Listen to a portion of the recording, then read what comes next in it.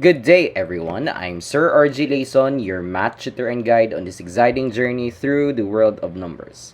In this video, we will discuss all about solving problems involving factors of polynomials. So before we proceed to our main lesson for today, let's have an activity first, which is choose what you saw. Directions. Read the given situation and solve below the answer box are the steps to be done to arrive the correct answer. Arrange the steps in logical order by placing the letter of your choice on the shape provided in the answer box. The first step is done for you. You can write your answer in your separate sheet of paper. So we have here the problem. Suppose your mother asks you to make a rectangular shaped garden. The total area of the garden is 84 square feet. She wants the length of the garden is 8 feet, longer than the width. Can you tell what is the length and width of the garden? So now, we have here the first steps in the answer box. We have let x be the width and x plus 8 be the length. Since in the problem stated that the length of the garden is 8 feet longer than its width. So that's why we let x as the width and then we let x plus 8 be the length. Next steps we have here what is the area for finding the area for the rectangular shaped garden. So the area of the rectangle, we have length times width. So all we need to do is just need to substitute the given. We have the area as 84 and the length is x plus 8 times x. Next step, we have step A. We need to simplify by multiplicative property or distributive property rather. So we have x times x, we have x squared, and then x times 8, we have 8x. Next step, we have to equate this one into zero product property. So we just need to transpose 84 to the right side of our equation so that we have 0 here in our left side. So we have now 0 is equals to x squared plus 8x minus 84. Now, next step is we have to factor out. So in factoring, general trinomial where a squared plus bx plus c, where your a is equal to 1, all you need to do is we just need to think of a number that the product will be negative 84, the last term, and the sum of those factors are equal to the middle term, which is 8x. So we have x plus 14 times x minus 6. Since 14 times negative 6, we have negative 84, and 14 plus negative 6, we have positive 8x. So the factors now are x plus 14 and x is equals to 6. And then last step now we need to equate each factored form into 0 by the zero product property. So we have x plus 14 equals to 0 or x is equals to x minus 6 equals to 0. So our value for our x here first, so transpose 14 to the right side, we have x is equals to negative 14, or x is equals to negative 6 transpose, we have x is equals to positive 6. Since we are talking about length here and width, that means the measurement, there's no such thing as negative length and width, right? So we need to disregard x is equals to negative 14. So disregard x is equals to negative 14 since we do not have a length and width by a negative value. So let's focus here as our width is, since our width is x, so that means our x is equals to 6, or the width is 6 feet, and then our length now here, substitute 6 here, so 6 plus 8, 14 as our length. Okay, so that means the length of the width of our rectangular garden is 6, and the length of our rectangular garden is 14 feet. So the above activity illustrates how factoring can be used in solving real-life situations. In doing so, some helpful tips will guide you on how successfully come up with their correct solution. So these are the steps in solving problems involving factors of polynomials. First, write an equation that represents the given information. To help you to figure out, you can draw a picture or a diagram. Simple illustration will do. Second, follow the rules of polynomials equation by factoring. This means that you need to replace all polynomials on one side. That's we've done in the third step, I think, or second step, that all of the terms are in the right side, and then we need to equate it to 0. Follow the zero product property. The zero product property simply states that A times B is equals to 0, then either A is equals to B or B equals to 0 or both. Step number 3, we need to check the reasonable answers. Reasonableness of the answers. This means that you need to disregard the solution that do not make sense. Say for example, time and distance cannot be negative. So in our previous activity, we have the possible value of x is equals to negative 14. Since we do not have a length or a width, or in a measurement, we do not have a negative 14 feet. So that means we need to disregard that one, the value of x. So let's focus on the values that can be reasonable. For example, in that example, we have x is equals to positive 6. So that can be possible. So all you need to do to check is you just need to substitute it to the original equation. And if you come up to the same value of your right side and left side of your equation, that means that's correct. Further, let us add up our list things to remember the following properties, which will help you to justify and manipulation of your solution. So these are the properties that we need to remember. No, we've already discussed actually this one in our elementary days and even in grade 7. So let's recall everything. No, in additive inverse property, the additive inverse, or the opposite sign, or the negative of a number A in the number that when you added to A yields 0 in symbols. For example, we have A plus negative A. That will result to 0. Another example, we have 5 plus negative 5. So we do have a same number in absolute value way, but in different signs. We have positive 5 plus negative 5. So of course, the result will always be 0 in additive inverse property. An additive identity property states that the sum of any number and 0 is given the number. 0 is the additive identity. In symbol, we have A plus 0 is equals to A. So for example here, simply 5 plus 0, of course, the result is 5. 5 plus 0, the result is 5. Multiplicative inverse property. The multiplicative inverse property, or the reciprocal of a number A. So we have here the reciprocal of A. What do you mean by reciprocal? Bali niya nga value. So we have A, or we can make this one into fraction form. We have A over 1, for example. The reciprocal for A, or the A over 1, is 1 over A.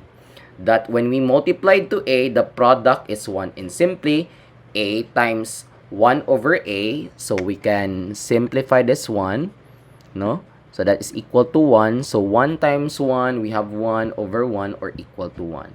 So for example, 5. By multiplicative inverse property, we need to multiply 5 by its inverse. So we can make this one 5 as 5 over 1, right? So what is the reciprocal for 5? So we have 1 over 5. So we can simplify this one. So 5 divide 5 is 1, and 5 divide 5 is 1. So we have 1 over 1, or 1. Multiplicative identity property states that the product of any number and 1 is the given number. For example, we have a times 1, that is equal to 1. And 1 is the multiplicative identity.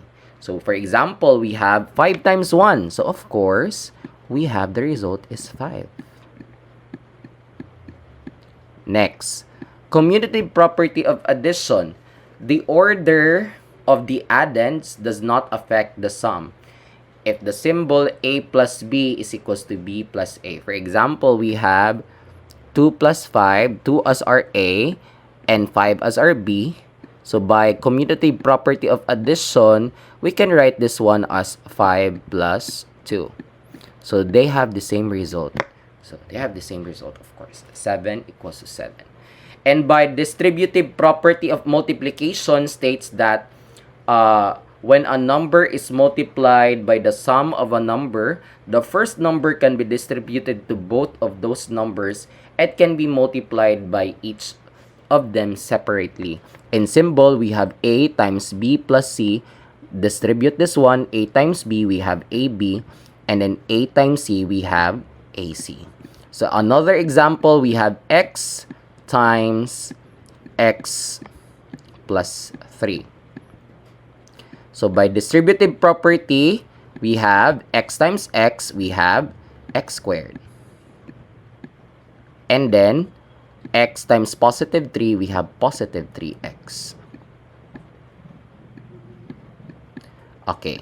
In solving problems involving factors of polynomials, we can easily find or simplify or to find the value of the given by following each of the property that we need to remember. So in problem number 1, we have the area of a square is numerically equal to 50 times its perimeter. Find the length of the side of the square. So we need to recall, class, that the area of the square is a is equals to s squared, right? And then we also have here stated 50 times its perimeter. So 50 times what is the perimeter of the square, that is 4 times s. So step number 1, we just need to choose a variable that represents what is unknown. So since we are stating here, we are finding here the value of the side. So that means let s be the length of the side of the square. So translate step number 2, what are you seeing in words in mathematical sentence or sentence, no? So meaning, we need to write the equation based on the given information. Note that the area of the square or the side s is area of the square is s squared. And its perimeter is equals to 4 times s, or 4 times sides. So that means, since it's stated there, the area of the square, so the area of the square is s squared, is numerically equal to 50 times its perimeter, since the formula for our perimeter of the square is 4 times s. So we have now here the equation s squared is equals to 54s. So simplify the expression and solve the unknown. So we just need to equation, based on the equation obtained in step number 2, we need to simplify. 50 times 4s, we have 200s. So we have s squared is equals to 200s. Now we need to place all the polynomials on one side of the equation to set it to 0. So we need to transpose 200s in the left side. So we have now s squared minus 200s equals to 0. So we need to factor now s squared minus 200s. What is their GCMF here? So both of them have the GCMF s. So factor out s. So now we have the other factor, s minus 200 is equals to 0. So now 0, by using zero product property, so we let s equate to 0, s is equals to 0, or the other one here, we have this other factor, s minus 200 equals to 0. So we need to isolate s in the left side. So we will use now additive inverse property.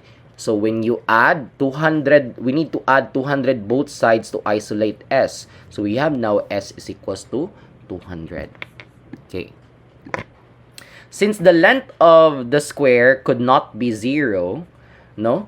So if you have 0 there, and if you substitute that to your original equation, the result will be 0, of course. So that means the resulting equation, or the length of the side, is equals to 200 units. So let's check now if this is correct. So what is, let's go back to the original equation. So we have S squared is equals to 50 times its perimeter.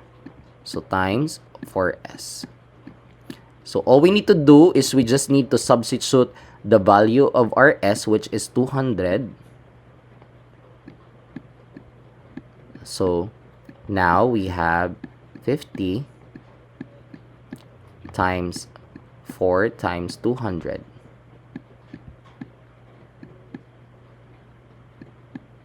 So 4 times 200, we have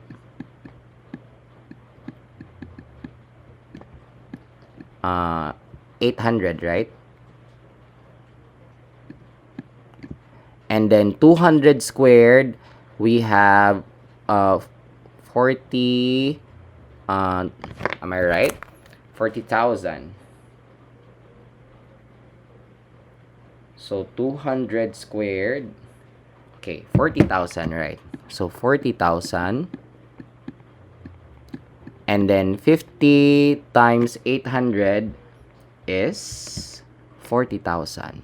So that means the value of our X, which is 200, is correct.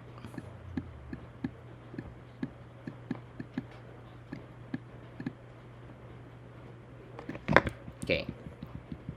Next example, suppose the 6 times the cube of a number equals to 54 times the number. Find the number. So now we need to choose a variable that represents the unknown, which is we let X be the number. And then we need to translate what are you saying in words into mathematical expression, meaning write the equation based on your given information. So it's stated there, 6 times the cube of a number, so 6, and then a cube of a number is X cubed, equals 54 times the number, so that is 54x. So next, we need to equate place all the polynomials on the other side, or one side of the equation. So we transpose 54x on the left side, we have 6x cubed now minus 54x is equals to 0. And then next, now we need to factor the polynomials. What are their common factor for 6x cubed and negative 54x? That is 6x, their GCMF. And then the other factor now is 6x cubed divides 6x, we have x squared. Negative 54x divides 6x, we have negative 9 equals to 0. So that means we have the other factor is 6x squared minus 9. So we need to equate this one to 0, both terms, by zero product property.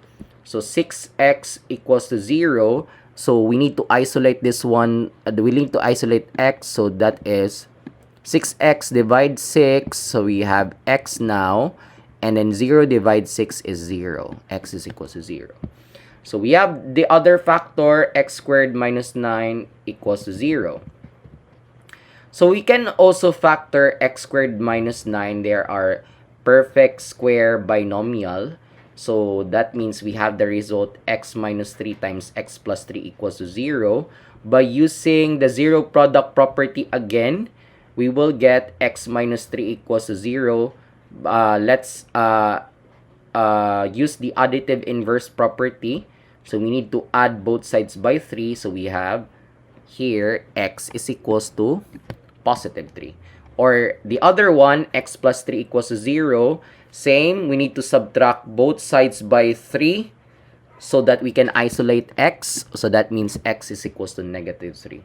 Therefore, the possible numbers are negative 3 or 0 or 3.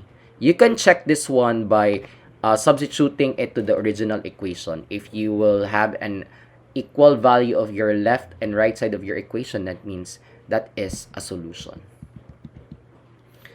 Problem number 3. The area of the square is 25y squared minus 100y plus 100 square units. What is the length of the side? So we need to choose a variable to represent what is unknown. So let y be the length of the side of the square.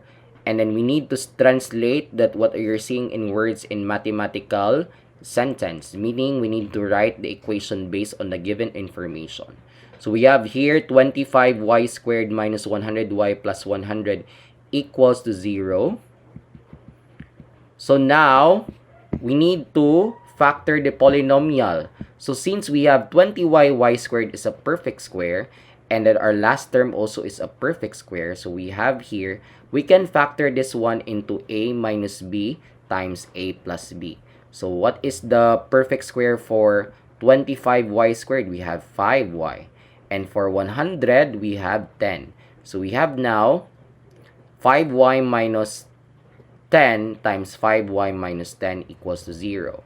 So by using zero product property, we need to equate both of the factors by 0.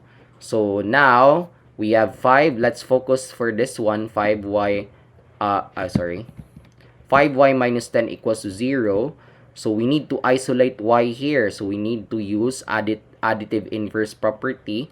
Add both sides by 10 so that we can have here 5y is equals to 10. Divide both sides by 5, so you will get y is equals to 2. Next one, the other one, we have 5y minus 10 equals to 0. So add both sides 10 so that we can isolate y here. So now we have 5y is equals to 10. Divide both sides by 5. So that means we have y is equals to 2. So observe that the value of the unknown is the same. So we have y is equals to 2. Therefore, the length of the side of the square is 2 units.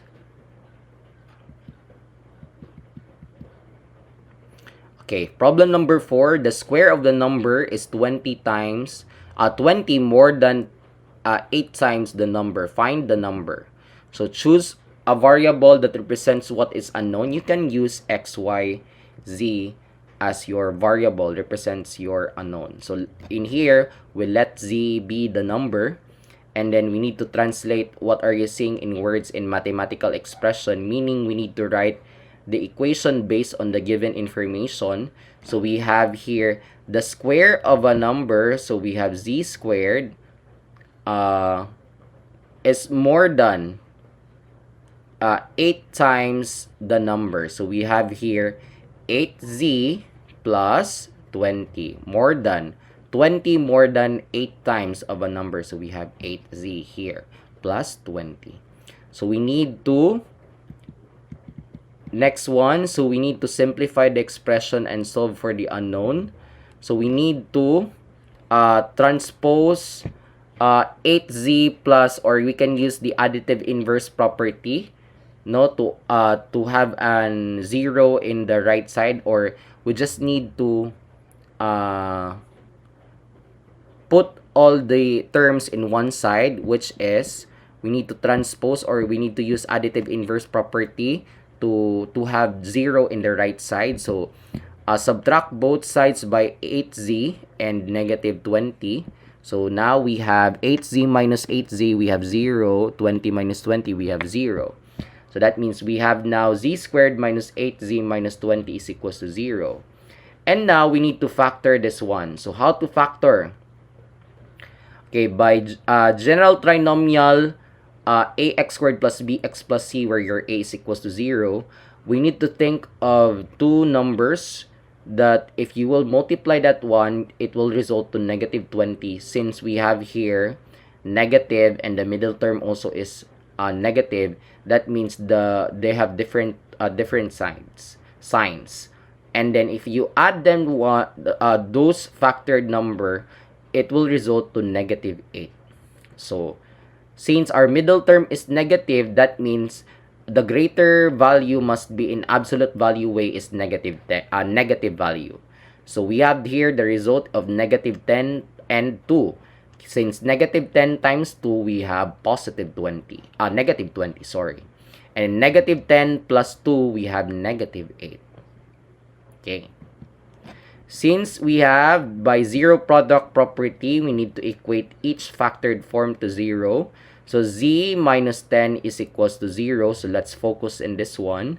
We need to isolate z here. So we need to add both sides by 10. So here plus 10. Okay. So z now is equals to 10. And then the other side, we have z plus 2 equals to 0. So subtract both sides by 2 so that we can isolate z here. So we have z is equals to negative 2. Since there are two values of the unknown, that means then the numbers are negative 2 or 10. So you can check this one by substituting each values or the numbers in the original equation. So if you got the same values in the left and the right side, so that means these are the values of the unknown numbers. Last example, the length of the rectangular table is 8 more than the width. If the area is 180 meters squared, find the length and the width. So recall that the area of the rectangle can be found by multiplying length and width. In symbols, area is equals to length times width, or area is equals to L times W. Substitute the given in the problem to the formula in finding the rectangular where. So the area is 180 meters squared. The length is stated there. The length is 8 more than its width. So that means W plus 8 more than the width. And the width is W. Since the area is equals to length times W, we need to substitute now. The area is 180 equals to the length is W plus 8 and the width is W. So we need to, you can consider this illustration. So rectangular, since it's rectangular, we have the length and width. And then, since area is equals to length times width, distributed property, W times W, we have W squared. W times 8, we have 8W. Place all polynomials on the one side so that we can equate this one to set it to 0 by additive inverse. So we need to subtract both sides by 180 so that we have now 0 is equals to W squared plus 8W minus 180. So now, we need to factor the polynomial. Since our last term is negative and our middle term is positive, that means we do have a different signs. But the value of our factored must be greater, the positive value must be greater in absolute value way. So we have here 18 and negative 10. Since positive 18 times negative 10 is negative 180, and when you add 18 to negative 10, it will result to positive 8. So now we need to equate both of them by 0 product property, equate both of them by 0. So W plus 18 equals to 0. So subtract both sides by negative 18 by additive inverse property. So you will get W is equals to negative 18. Or W minus 10 equals to 0. So add both sides by 10 so that we have W is equals to 10. Now, there are two values now, negative 18 or 10. Since you are looking for the values of dimension of the length and width, you have to consider that the positive value, which is positive 10, and disregard negative 18. Since there is no negative dimension, therefore the dimension are, since the width is W, so we have W is equals to 10, so your value here is 10. And then the length is 8 more than its width, so we have W plus 8, so we have 10 plus 8, we have 18. So therefore, in conclusion, the width of the table is 8 meters while the length is 18 meters. Thank you so much for watching. I hope that you've learned something out of this lesson. Please don't forget to like and subscribe, and you can leave a short comment for fun. Thank you so much, everyone, and God bless.